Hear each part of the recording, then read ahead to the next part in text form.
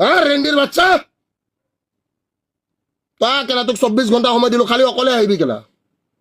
কতিত দম আছে যদি অকলে আহিবি তই পীযুষ হাজৰিকা এম্বুলেন্স ৰঞ্জিত আৰু তোৰ হেমন্ত চৌধুৰী ইয়াতে কিমান মাটি কিনিছে চব জানো চব লেংটা কৰিম মাক চুদা অসমৰ ৰাইজ কেলা চকু মুদি আছে নেকি মাক চুদো অসম ঐ চবে শ্বেয়াৰ মাৰচোন